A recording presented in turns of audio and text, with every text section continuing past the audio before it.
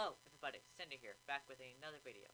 Since my last video got over the 100 view mark, I figured I would go to a YouTube channel that I like a lot, which is SCP Animation Story. And this SCP is SCP-857, the Mannequin. Let's get into today's video. It all started in 1983, with reports of human trafficking in the heart of Sin City. The FBI had gotten word of a potential trafficking ring operating out of an abandoned department store in Las Vegas, Nevada, and immediately began organizing a secret raid on the building. While they would indeed encounter something horrifying within that abandoned department store, it wasn't criminals or human trafficking. In fact, it wasn't human at all. This is the horrifying story of SCP-857. After weeks of planning, the raid on the department store was conducted in the dead of night. Agents covered all the exits and entrances, and a helicopter was stationed nearby in case anyone attempted to run. It should have been a perfect trap, but things never go as planned when you don't know what you're dealing with. Tell me about it. The agents breached the door and began searching the darkened building. It didn't appear that there was any power, so the traffickers must have had great night vision and a high tolerance for creepy locales. Agents soon heard a faint humming sound coming from below, a generator.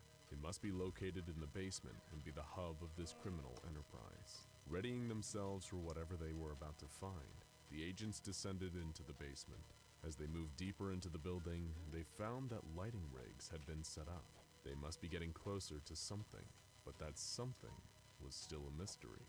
A senior FBI special agent was leading the charge, his pistol drawn and ready. It was quiet, too quiet. Did the traffickers already realize they were coming and clear out? He was ready to consider this bust a bust when he heard a quiet mewling in the distance, a persistent whining whimper that was undeniably human. He gave the signal to his fellow agents to follow the noise. They proceeded forward towards the pain sounds and found themselves in a wide, well-lit room filled with department store mannequins. All were broken to some degree. Some were totally smashed to pieces. Some were chained to walls and locked in cages. Others were wrapped in plastic. The agent wondered whether this was some kind of twisted joke or a messed up avant-garde art piece. That's when he noticed her. A single crouched figure in the distance, hunched over and whimpering in a darkened corner of the room near a full-length mirror. He couldn't fully make her out, but he got the sense that something was wrong. She was injured, bent over. Was she even missing an arm? Just what had these monsters done to this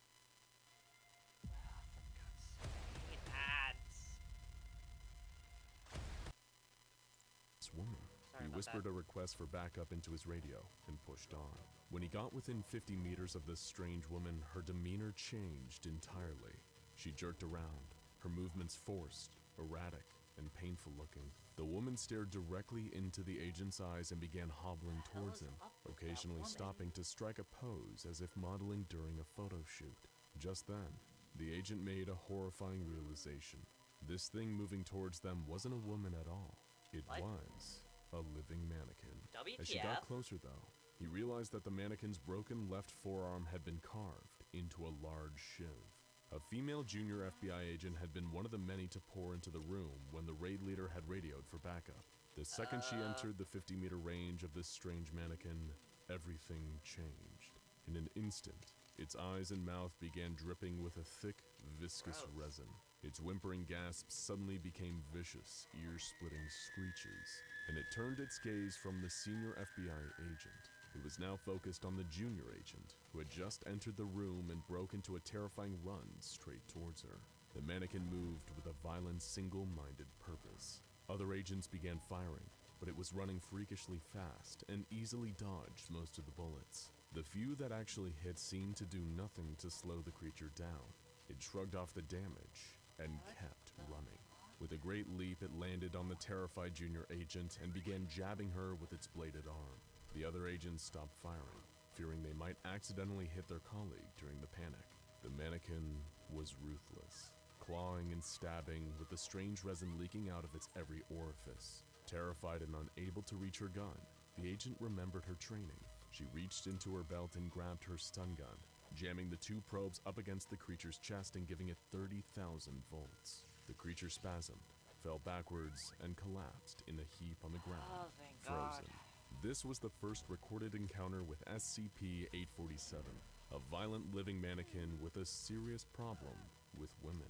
This terrifying report was passed up the chain of command until it landed on the desk of a Foundation agent working in the FBI.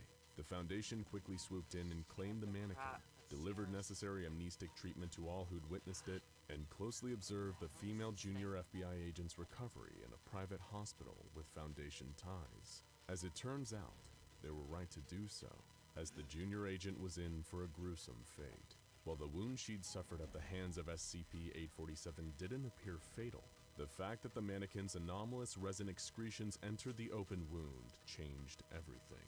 Several hours after being committed, the junior agent began complaining of limb stiffness and difficulty moving.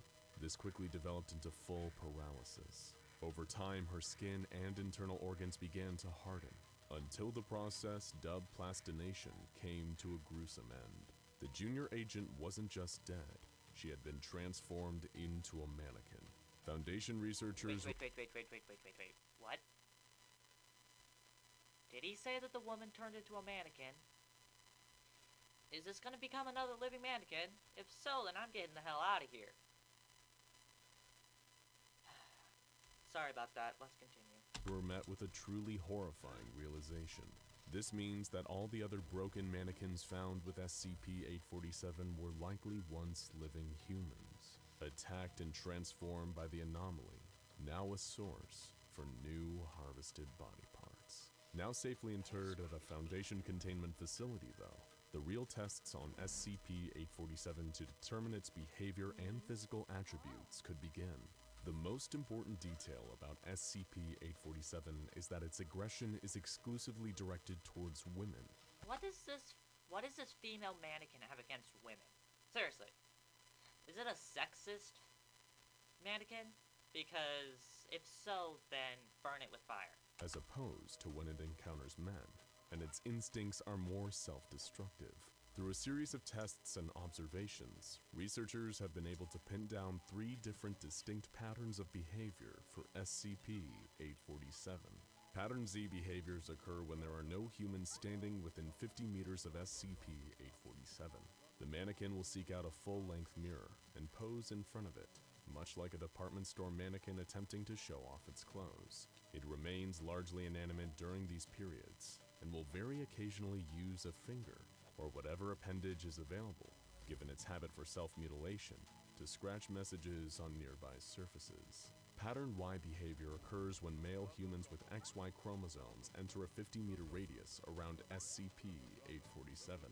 Just like its reaction to the male FBI agents who found it, 847 will initially emit vocalizations that seem like whimpering gasps, before making eye contact and striking provocative poses while approaching the subject. It will then remain static and allow the male subject to pose its body. However, after the male subject leaves the area, 847 will enter a state of considerable distress and begin removing or shattering parts of its body. The Foundation has found that the parts removed or shattered are often consistent with parts that the male subjects found displeasing during interactions, showing a masochistic desire to impress. These parts are then harvested back from plastinated victims, which brings us to the most dangerous of its behavior patterns. Pattern X behaviors occur when female humans enter a 50-meter radius around the creature. 847 will immediately become brutally aggressive, switching its noises from whimpers to violent screeches and growls. 847 experiences enhanced physical capabilities during Pattern X states. Its speed has been measured at 45 kilometers per hour, making it as fast as the legendary SCP-096. Well, I wasn't expecting that we have different SCPs cameoing in these videos. Huh, neat. It's also been shown to exhibit extreme physical strength. It's during this pattern of behavior that it begins excreting its deadly resin, which has been proven to only be dangerous to women. In these states, the only thing capable of reliably pacifying the being is a powerful electric shock.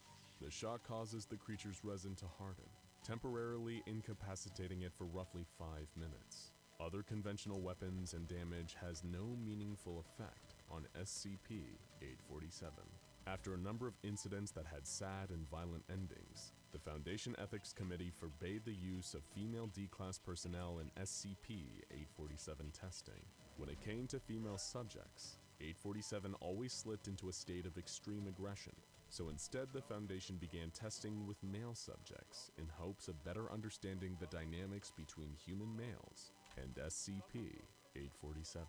Various misogynistic D-Class males were introduced into the containment chamber, which was modeled to look like a bedroom for the purposes of behavioral study. Each one, either during or after their interaction with SCP-847, was told to comment on some aspect they felt dissatisfied with. The mannequin shattered its own chest after hearing it described as being out of proportion. After another D-Class called its nose ugly, the mannequin broke it off. After another said that its hair was out of fashion and commented on its inability to drink, it tore out its hair and liver. All parts were replaced after the experiments. Things took The thing has a liver? their most violent and upsetting turn yet with the introduction of D-7294. A lot of the time, D-Class personnel are considered to be as anonymous as they are expendable, but D-7294 is an exception. Before becoming D-Class, he was a successful cello teacher who brutally murdered one of his teenage students and her mother. He's typically employed in tests when the Foundation wishes to see interactions between anomalies and humans with confirmed psychopathic personalities. During his interaction with SCP-847, he belittled and humiliated the mannequin. He forced it into uncomfortable poses, and even snapped off one of its fingers before being dragged from the room by Foundation guards. In the following debrief, he further berated the mannequin as useless and lousy at its job of being controlled by him. In response, 847 extracted its own brains, eyes, and clavicle before shattering its own hands in dismay. So why does 847 behave this way?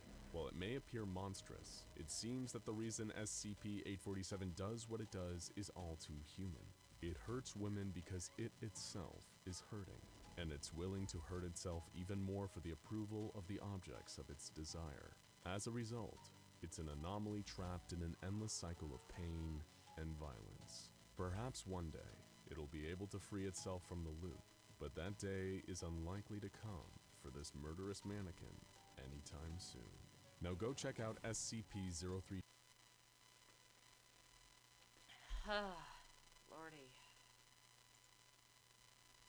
Oh. What the heck was that all about? Anyhow. Hope you guys enjoyed this video, and be sure to hit that like button down below, and smash that subscribe button, and hit that little bell icon down below to become a part of the big squad. Let's get... I've said this before, but I am doing another subscriber challenge for you guys.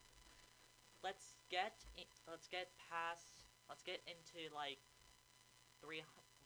400 views, well, not 4 views, but subscribers by the end of this year. And if we hit that goal, I will start selling merchandise.